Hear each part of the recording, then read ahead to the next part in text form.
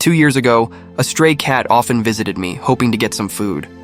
I decided to open a small wildcat canteen, providing fresh cat food and clean water every day for him and other stray cats in the area.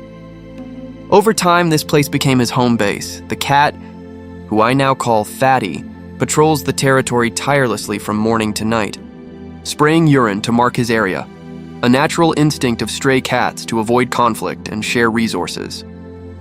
Recently, due to frequent rain and hot weather, his scent seems to be everywhere. About 2 weeks ago, I found another stray cat who had been bitten by a dog. I rescued him and took him to a rehabilitation center. Thankfully, he recovered well. But now I faced a new problem: how to introduce him back to the area. The new cat, whom I named Little Fentoo, is an adult male and about the same size as Fatty.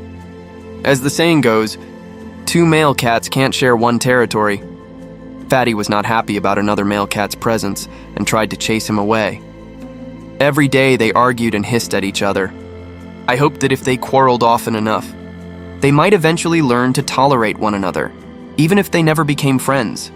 At least they could coexist without fighting. Before releasing Little Fentoo, I placed him in a cage and left it at different feeding spots near the canteen.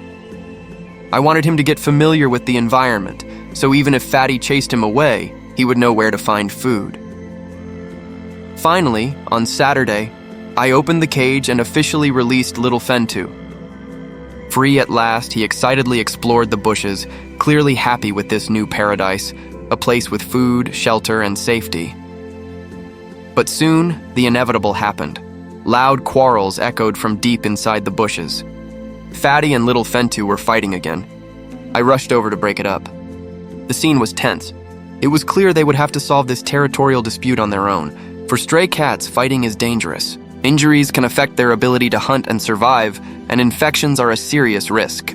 That's why cats often start with displays of aggression and loud arguments to test each other's strength. It's a form of negotiation that helps avoid real fights.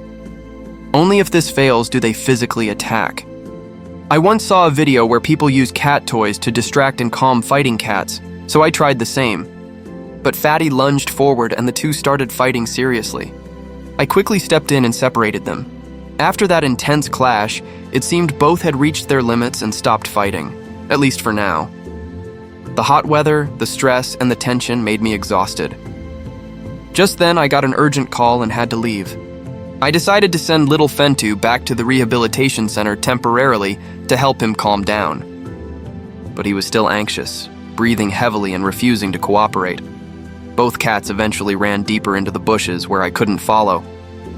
I watched from a distance until they seemed calm, then left to handle my other tasks. I can only hope that these two stray cats stop fighting, learn to share the space, and live safely together.